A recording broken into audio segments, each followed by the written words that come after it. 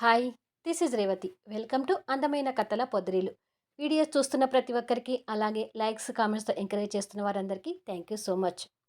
అందరూ సినిమా హాల్‌లో కూర్చొని సినిమా చూస్తుంటారు కదా! ఆ స్టోరీ కంటిన్యూషన్.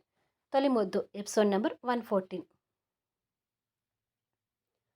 అందరూ ఆ సినిమాలో నిమగ్నమై చూస్తూ ఉండగా, దీక్షకి విడాకులు ఇస్తానని శృతికి చెప్పే సందర్భం వస్తుంది.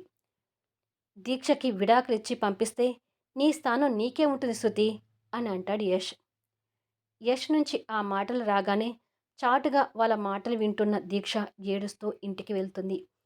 గతం గుర్తొచ్చిందనే నెపంతో యష్ ఆ రోజంతా శృతితోనే కాస్త క్లోజ్గా ఉండి, కాదు క్లోజ్గా ఉన్నట్టు నటించి తిరిగి ఇంటికి వస్తాడు. ఆ రోజు యష్ది ఫస్ట్ సినిమా రిలీజ్ కాబట్టి ఆ సినిమాకి మంచి టాక్ రావడంతో దీక్ష అక్కడికి వచ్చి విడాకుల గురించి విన్నదని తెలియని యష్ స్వీట్ బాక్స్ తీసుకొని సంతోషంగా ఇంటికి వస్తాడు. ఇంటికొచ్చిన యష్‌కి ప్రతాప్ గారు, పద్దు సోఫాలో ఎదురెదురుగా కూర్చొని ఉంటారు. దీక్ష అక్కడ విన్నదంతా ప్రతాప్ గారి వాళ్ళకి చెప్పి విడాకులు ఇస్తానని ఇల్లు వదిలి వెళ్ళిపోయింది కాబట్టి వాళ్ళిద్దరి మనసులు యష్ మీద అగ్నిగోళంలా మండుతూ ఉంటాయి. వాళ్ళు అలా ఎందుకు ఉన్నారో యష్‌కి అర్థం కాక చేతిలో స్వీట్ బాక్స్ పెట్టుకొని దీక్ష కోసం వెతుకుతూ ఉంటాడు. కానీ దీక్ష ఎక్కడా కనిపించకపోయేసరికి ఆశ్చర్యపోతూ, మీరిద్దరేంటి నాన్న అలా ఉన్నారు? నా ఫస్ట్ సినిమా హిట్ అయినందుకు మీరు సంతోషంగా ఉండకుండా ఇలా ఉన్నారేంటి? దీక్ష కనిపించడం లేదు. ఎక్కడికి వెళ్ళిందమ్మా? అని అడుగుతూనే దీక్ష కోసం వెతుకుతూ ఉంటాడు. ఇంకెక్కడి దీక్షరా? నీ పుణ్యాన నా బంగారు తల్లి ఇల్లు వదిలి వెళ్ళిపోయింది అని అంటాడు ప్రతాప్ గారు కన్నీళ్లు పెట్టుకుంటూ. యష్ ఆ మాటల్లో ఉన్న భావం అర్థం చేసుకోలేక, దీక్ష ఇల్లు వదిలిపెట్టి వెళ్ళడం ఏంటి నాన్నా అని అడుగుతాడు. ప్రతాప్ గారు కోపంగా సోఫాలోంచి లేచి, నీకు విడాకులు ఇస్తానని చెప్పి తను ఇల్లు వదిలిపెట్టి వెళ్ళిపోయిందిరా. ఇప్పుడు నీకు సంతోషమేగా అని అడుగుతాడు. ఆ మాటలు వినగానే యష్ గుండె ముక్కలవుతూ చేతిలో ఉన్న స్వీట్ బాక్స్ వదిలేస్తాడు. తనకి విడాకులు ఇస్తామని శృతికి చెప్పావంట కదా! అందుకే నీకంటే ముందే తనే నీకు విడాకులు ఇస్తానని నిర్ణయించుకొని నీ జీవితంలో నుంచి వెళ్ళిపోయిందిరా. ఇక నీకు అడ్డు చెప్పేవాళ్ళు ఎవ్వరూ లేరు.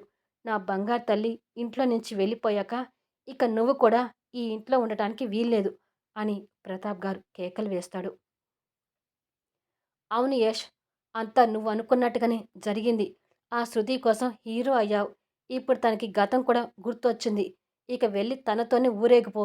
దీక్ష లేని ఈ ఇంట్లో నువ్వు ఉండటానికి నేను కూడా ఒప్పుకోను అంటూ పద్దు కూడా కన్నీళ్లు పెట్టుకుంటూ తిడుతుంది. ఇక ఆపుతారా మీరు అంటూ గట్టిగా అరుస్తాడు యష్.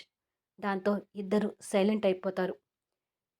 యష్ వాళ్ళ ముందు అన్ని రోజులు అణుచుకున్న ఉక్రోషాన్ని, బాధని బయట పెడుతూ మోకాలి మీద వాలిపోయి కూర్చొని ఏడుస్తుంటాడు.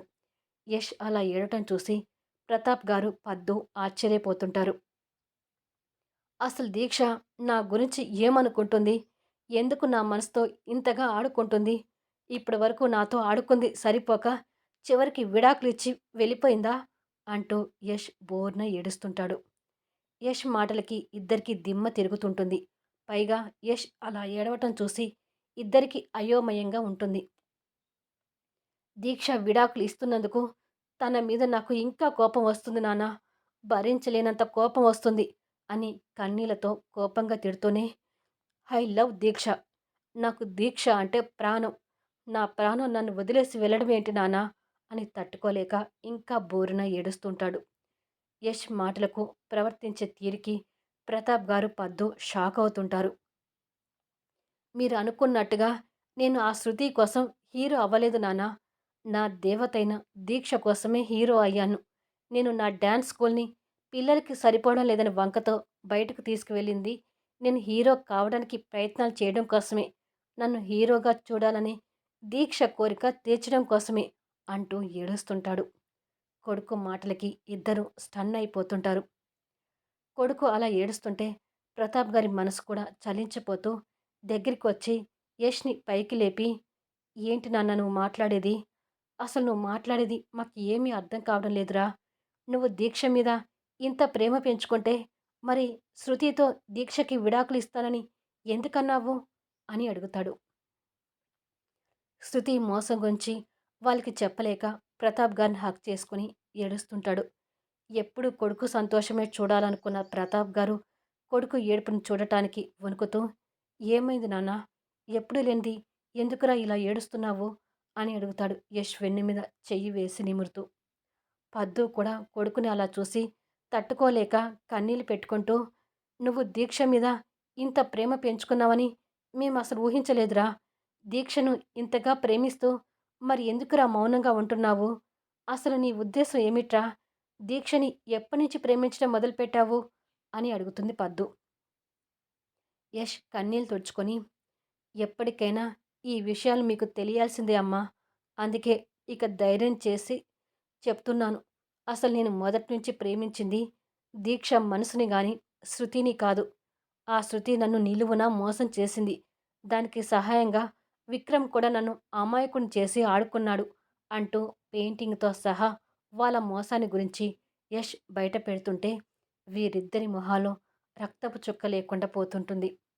ఇక పద్దు గుండె అయితే ముక్కలవుతూ, "ఏమిట్రా నువ్వంటున్నది?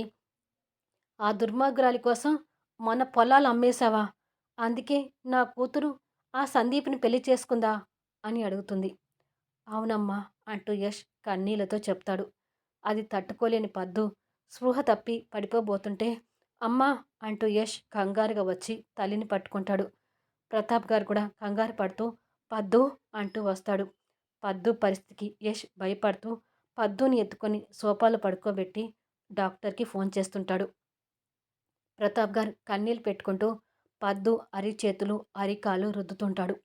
కొన్ని గంటల తర్వాత కొన్ని గంటల తర్వాత ట్రీట్మెంట్‌తో పద్దు తేరుకొని అప్పటికే అన్ని విషయాలు తెలుసుకున్న లల్లి తల్లి దగ్గర కూర్చొని ఉంటే, పద్దు లల్లిని పట్టుకొని, "నన్ను క్షమించమ్మా.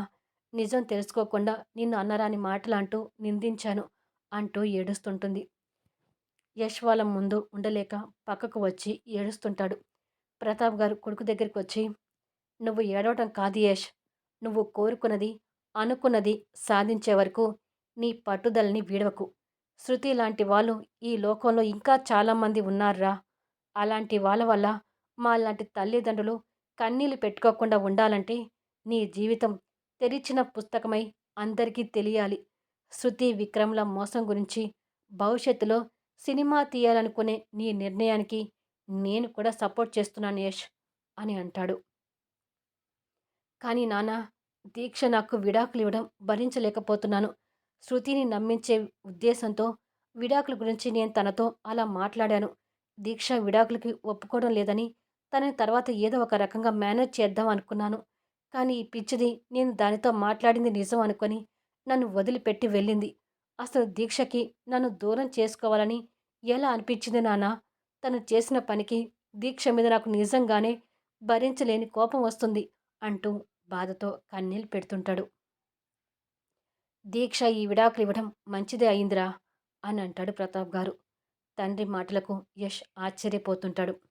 "అవునరా, దీక్ష కొన్నాళ్ళు బాధపడినా ఆ తర్వాత నీ ప్రేమలో తను సంతోషంగా ఉంటుందనే నమ్మకం నాకుంది. దీక్ష మనసులో నీ మీద ఉన్న ప్రేమ ఎప్పటికీ శాశ్వతమైంది యష్. దీక్ష అమాయకురాలైనా గుండె ధైర్యం ఉన్న పిల్ల. తను ఎంతటి బాధనైనా భరిస్తూ బతకగలుగుతుంది. ఈ విషయాలు ఏవి దీక్షకు తెలియకపోవడమే మంచిది. ఒకవేళ దీక్షకి ఇదంతా తెలిస్తే నీకు దగ్గర కావాలని పరితపించిపోతుంది. అలాంటి పరిస్థితిలో దీక్షని మనం కూడా దూరం పెట్టలేం కాబట్టి ఈ విడాకుల్ని మౌనంగా స్వీకరించు. ఈ విడాకులు అడ్డు పెట్టుకొని శృతికి, విక్రమ్‌కి నీ మీద ఏమాత్రం అనుమానం రాకుండా నటిస్తూ రా. ఇవాళ రిలీజ్ అయిన నీ సినిమా నటనలో ఓ కసి, పట్టుదల కనిపించింది. దీక్ష కోరిక నెరవేర్చడం కోసం నువ్వు హీరో అయ్యుండొచ్చు. ఒకప్పుడు నువ్వు హీరో అవుతావు అని దీక్ష అన్నప్పుడు నేను హేళనగా నవ్వాను. కానీ ఇప్పుడు నీ పట్టుదలని మెచ్చుకుంటున్నాను యష్. నీ జీవితం సినిమా రూపంలో అందరి ముందుకు వచ్చే వరకు నీలో ఉన్న ఆ పట్టుదలని, కసిని చెదరనివ్వకు. నీలో రగులుతున్న ఆ అగ్ని పర్వతాన్ని బద్దలు కానివ్వకు. దీక్ష వాళ్ళ కుటుంబంతో సహా మన కుటుంబం కలిసి ఆడియన్స్‌తో కూర్చొని ఆ సినిమా చూసే రోజు రావాలి. నీ సినిమానే శృతి, విక్రమ్‌కి పెద్ద గుణపాఠం అవ్వాలి. అప్పుడే నువ్వు నిజమైన హీరోవి అని నేననుకుంటాను" అంటూ యష్ ఆలోచనలకు బలంగా మారిపోతాడు ప్రతాప్ గారు. ఇప్పుడు ఆ సినిమా చూస్తున్న ప్రతాప్ గారు, నా కొడుకు నేను కోరుకున్నట్టుగా నిజమైన హీరో అయ్యాడు అని అనుకుంటూ భావోద్వేగంతో కన్నీళ్లు పెడుతుంటాడు. ఇక విడాకుల గురించి తెలిసిన క్షణం యష్ ఎంత మానసిక క్షోభకు గురయ్యాడో దీక్షకి అర్థమై, యష్ కనిపించిన ప్రతిసారి యష్ మొహంలో కనిపించిన ఆ ప్రియమైన కోపాన్ని తలుచుకొని ఇప్పుడు కన్నీళ్లు పెడుతుంటుంది. నువ్వు కనిపించిన ప్రతిసారి నీ మీద అంత కోపంగా ఎందుకు ఉండేవాడినో ఇప్పుడైనా పూర్తిగా అర్థమైందా అని అడుగుతాడు యష్. మన మొదటి పెళ్లి రోజు ఇంటికి వచ్చి నన్ను ఎందుకు కొట్టావో, నన్ను చూసిన ప్రతిసారి నా మీద అంత కోపం ఎందుకు చూపించావో ఈ సినిమా చూస్తుంటే పూర్తిగా అర్థమైంది యష్. నువ్వు చూపించింది కోపమే కావచ్చు, కానీ అది ప్రియమైన కోపం అంటూ భావోద్వేగంతో కన్నీళ్ళు పెడుతుంటే, పిచ్చిదానా అంటూ తన తల నిమురుతూ దగ్గరికి తీసుకున్నట్టుగా పట్టుకొని మూవీ చూస్తుంటాడు. ఆ సినిమా చూస్తున్న కుటుంబ సభ్యులే కాదు, ప్రతి ఒక్కరు కూడా ఎమోషనల్‌గా ఫీల్ అవుతుంటారు. చివరికి చందు కూడా ఆ సినిమా చూస్తూ కన్నీళ్ళు పెడుతుంటాడు. ఒక్క శృతికి మాత్రం ఆ సినిమా ఒక నరకంలాగా చూస్తూ, అసలైన సీన్ కోసం ఎదురు చూస్తూ ఉంటుంది. ఆ సినిమా గడిచిపోతున్నా, ఆ సీన్ రాకపోయేసరికి శృతికి ఏవేవో అనుమానాలు కలుగుతూ, ఇదేంటి స్క్రిప్ట్ ప్రకారం ఈ సీన్ ఇక్కడే ఉండాలి కదా! ఈ సీన్ రాకుండా కట్ చేశారేంటి? చట్ట ప్రకారం సీన్స్ కట్ చేస్తే అది నేరం అవుతుందని కోర్టు తీర్పు ఇచ్చాక కూడా సీన్ కట్ చేసే ధైర్యం ఎలా చేశారు? సీన్ కట్ చేస్తే నేనెందుకు ఊరుకుంటాను అని అనుకుంటుంది. ఒక ఫనీ యష్ తప్ప కుటుంబ సభ్యులు అందరూ కూడా ఆ సీన్ రాకపోవడాన్ని ఆశ్చర్యంగా చూస్తుంటారు. తీర్పు ఇచ్చిన జడ్జ్, వాదించిన లాయర్లు కూడా చూస్తూ, సీన్ కట్ చేయటం కరెక్ట్ కాదు కదా! ఇది కోర్టు తీర్పుని ధిక్కరించినట్టు అవుతుంది. ఖచ్చితంగా సినిమా రన్ చేయకుండా ఆపాల్సొస్తుంది అని మాట్లాడుకుంటూ ఉంటారు. దీక్ష, ప్రతాప్ గారు వాళ్ళు కూడా అదే ఆశ్చర్యంలో ఉంటారు. చివరికి ఆ సీన్ రాకుండానే సినిమాకి శుభం కార్డు పడుతుంది. సీన్ కట్ చేసి కోర్టు నుంచి ఎలా తప్పించుకుంటారో నేను చూస్తాను. వెంటనే వెళ్ళి ఈ సినిమాని ఆపమని పిటిషన్ వేస్తాను. ముందు అసలు ఆ యష్ దగ్గరికి వెళ్ళి నిలదీస్తాను అని శృతి చైర్‌లో నుంచి లేచేసరికి ఆ సీన్ గురించి ఆడియన్స్‌కి తెలీదు కాబట్టి సినిమా హాల్‌లో ఈలలు, గోలలు మొదలై శృతిని, విక్రమ్‌ని దుమ్మెత్తి పోస్తుంటారు. ప్రేక్షకుల్లో యష్‌ని సేవ్ చేసిన వెయిటర్ కూడా ఉంటాడు. ఫనీ యష్ ఆ వెయిటర్‌ని మర్చిపోకుండా ఫస్ట్ రోజు షో సినిమా టికెట్స్ ఇప్పిస్తారు. ఇంతగా మోసం చేసిన ఇలాంటి డాష్ వాళ్ళకి ఒకేసారి చావు రాకూడదు, నరకం అనుభవిస్తూ చావాలి అని రకరకాలుగా తిట్టుకుంటూ ఉంటారు. శృతి ఆ తిట్లు వినలేక చెవులు మూసుకుంటూ బయటకు వచ్చేసరికి యష్, దీక్ష క్యారెక్టర్స్ చేసిన సాధ్వి కటౌట్‌కి పాలాభిషేకాలు చేస్తుంటారు. ఇక శృతి కటౌట్‌కి చెప్పుల దండ వేస్తుంటారు. విక్రమ్ కటౌట్‌లకి పేడ కొడుతుంటారు. ఇలా అభిమానులు ఆ సినిమా మీద ఉన్న వాళ్ళ అభిప్రాయాన్ని చూపిస్తూ ఉంటారు. ఇక్కడ భార్యతో కలిసి ఆ సినిమా చూసిన జడ్జి కూడా ఆశ్చర్యపోతూ, చట్ట ప్రకారం సినిమాలో ఎలాంటి సీన్స్ కట్ చేయొద్దని తీర్పు వచ్చింది కదా! మరి యశోధర్ ఇంత ధైర్యంగా సీన్ ఎలా కట్ చేశారు? దీనివల్ల యశోధర్ మళ్ళీ ఏమైనా ఇబ్బందులు పడిపోతున్నాడా? అని జడ్జి గారు కూడా ఆలోచిస్తూ ఉంటాడు. లాయర్లు కూడా అదే అభిప్రాయంతో ఉంటూ, ఇలా చేయటం చట్టవిరుద్ధం కదా అని అనుకుంటారు. దీక్ష కూడా ఆశ్చర్యపోతూ, ఆ సీన్ ఖచ్చితంగా రావాలని కోర్టు తీర్పు ఇచ్చింది కదా యష్! మరి ఆ సీన్ లేకుండా సినిమా ఎలా రిలీజ్ చేశారు? అంటూ భయపడుతూ అడుగుతుంది. నువ్వు వర్రీ అవ్వకు దీక్ష. తర్వాత అన్నీ చెప్తాను. ముందు మనం వెళ్దాం పదా అని చెప్పి కుటుంబ సభ్యులతో యష్ వస్తుంటాడు. ప్రతాప్ గారు, పద్దు, దీక్ష తల్లిదండ్రులు కూడా కాస్త టెన్షన్ పడుతుంటారు. కోర్టు చెప్పినట్టుగా సినిమా రాకపోతే మళ్ళీ ప్రాబ్లం అవుతుంది కదండీ అని అంటుంది పద్దు. ఆ సీన్ బయటికి రాకుండా యష్ ఏదో తెలివితో ప్లాన్ చేశాడని నాకు అర్థమవుతుంది పద్దు. ఏం చేశాడనేది తర్వాత తెలుసుకుందాంలే అని అంటూ స్కాడ్ పర్యవేక్షణలో బయటికొస్తుంటారు. అలా వచ్చేసరికి ప్రేక్షకులు, ఛానల్స్ వాళ్ళకి సినిమా మీద వాళ్ళ అభిప్రాయాలు చెప్తూ, వాళ్ళ మోసాన్ని చూపిస్తూ, వాళ్ళతోనే సినిమా తీయడం అనేది ఇంతవరకు ఎక్కడా జరగలేదు. మా star hero Yashodhar, director Phanindra గారు ఈ సినిమా తీసి వాళ్ళు నిజమైన హీరోలని నిరూపించుకున్నారు. ప్రేమ పేరుతో యూత్ చాలామంది వాళ్ళ భవిష్యత్తుల్ని నాశనం చేసుకుంటున్నారు. ఇలాంటి సినిమాలు యూత్‌కి చాలా అవసరం. ధృవ మోసం గురించి చెప్పాలంటే తన పేరు మా నోటితో పలకటానికి కూడా అసహ్యంగా ఉంది. ధృవ, విక్రమ్ డౌన్ డౌన్. ఇంకెప్పుడు వాళ్ళు ఏ సినిమాలో కూడా కనిపించకూడదు. కనిపిస్తే మేమసలు సినిమానే చూడము. సినిమా మాత్రం చాలా బాగుంది. మాకు సినిమాని చూసినట్టుగా లేదు. మా స్టార్ హీరో యశోధర్ జీవితాన్ని దగ్గరుండి చూసినట్టుగా ఉంది. ఇక దీక్ష గారు అయితే మా యశోధర్ గారి జీవితంలోకి వచ్చిన ఏంజిల్ అని ఇలా రకరకాలుగా వాళ్ళ అభిప్రాయాలను చెప్తూ ఉంటే ఫ్యామిలీ అండ్ సినిమా టెక్నీషియన్‌తో, ఆర్టిస్టులతో కలిసి స్క్వాడ్ బౌన్సర్‌తో ఉన్న యష్‌కి భావోద్వేగంతో కన్నీళ్లొస్తుంటాయి. ఆ సినిమాలో తనకి మంచి పేరు రావడం సాధ్వి కూడా చూసి సంతోషపడుతుంటుంది. దూరం నుంచి ఒక అభిమాని యష్ వాళ్ళని చూస్తూ, "సినిమా సూపర్‌గా ఉంది భయ్యా! నేను కూడా ఇలాగే మోసపోయాను. మీ సినిమా చూస్తుంటే నా జీవితం నాకు గుర్తొచ్చింది" అని అంటాడు. సినిమాకి ప్రేక్షకులు రావడం కూడా సహజమే కాబట్టి యష్ వాళ్ళని గమనిస్తూ ఉంటాడు.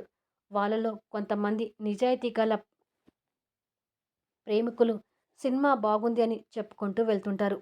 కానీ మరికొంతమంది ప్రేమికులకు మాత్రం ఆ సినిమా ఒక కౌన్సిలింగ్ ఇచ్చినట్టుగా అవుతుంటుంది.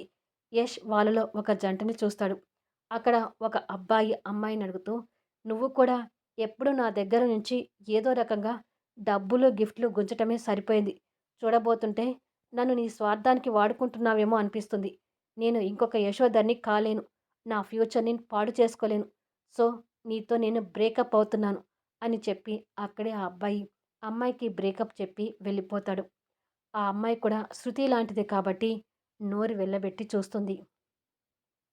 యష్ వాళ్ళ ఫ్యామిలీకి అలాంటి సంఘటనలు ఎన్నో కనపడుతుంటాయి. ఫనీ కూడా వాళ్ళని చూసి జీవితంలో ఒక్క మంచి సినిమా తీయాలని ఆశపడ్డాను. నా ఆశ ఈ సినిమాతో తీరిపోయింది అని అనుకుంటాడు. పబ్లిక్‌కి కనపడకుండా శృతి ఫేస్ కవర్ చేసుకొని యష్ వాళ్ళ దగ్గరికొస్తుంది. యష్ తన్ని గుర్తుపట్టి కసి, ధైర్యంతో శృతిని చూస్తూ ఉండిపోతాడు. అప్పుడే జడ్జి కూడా తన భార్యతో కలిసి యష్ వాళ్ళ దగ్గరికొస్తాడు. శృతి యష్ కంటే ముందు జడ్జి గారితో మాట్లాడుతూ, "మీరు కూడా మూవీ చూశారు కదా జడ్జి గారు. ఈ సినిమాని ఎలా నడిపిస్తారు? నేను ఇప్పుడే పిటిషన్ వేస్తాను" అని అంటుంది. "ఏమని పిటిషన్ వేస్తావు?" అని అడుగుతాడు యష్. "మతి ఉండే మాట్లాడుతున్నావా?" అని అడుగుతుంది శృతి కోపంగా చూస్తూ. "ముందు నీ మతి పోకుండా చూసుకో" అని ఫనీ వైపు చేయి చాచి, "సెన్సార్ ఇచ్చిన ఆ సర్టిఫికెట్ ఇవ్వు ఫనీ" అని అడుగుతాడు. ఫనీ ఇవ్వగానే అది శృతి చేతిలో పెడతాడు. "ఆ సీన్ చాలా హాట్‌గా, బోల్డ్‌గా రావాలని నువ్వే చెప్పావు కదా! నువ్వు కోరుకున్నట్టుగానే నీ ముందే ఆ సీన్ చిత్రీకరించాము. కానీ సెన్సార్ రూల్స్‌కి ఆ సీన్ వాళ్ళ రూల్స్‌కి విరుద్ధంగా ఉందని సెన్సార్ బోర్డ్ ఆ సీన్ డిలీట్ చేస్తున్నట్టుగా ఇచ్చిన సర్టిఫికెట్. సెన్సార్ బోర్డ్ ఆ సీన్ కట్ చేయించినప్పుడు ఈ విషయంలో కోర్ట్ కూడా ఏమీ చేయలేదు. ఇక నువ్వు అంతకంటే ఏమీ చేయలేవు" అని అంటాడు. సర్టిఫికెట్ చూస్తున్న శృతికి దిమ్మ తిరిగిపోతుంటుంది. అది విని జడ్జి గారు సంతోషపడుతూ, "ఈ విషయంలో యష్ తెలివిగా వ్యవహరించాడని అర్థమవుతుంది. గెలిచావు యష్" అని అనుకుంటాడు మనసులో. దాదాపు కథ క్లైమాక్స్‌కి వచ్చింది కాబట్టి నేను గెలిచానో లేదో కూడా మీ కామెంట్స్‌లో తెలియచేయండి. అలాగే లైక్స్ ఇచ్చి ఎంకరేజ్ చేయండి. స్టోరీ నచ్చినట్టయితే దయచేసి ఓ 10 మందికి షేర్ చేయండి. మళ్ళీ నెక్స్ట్ వీడియోలో కలుద్దాం.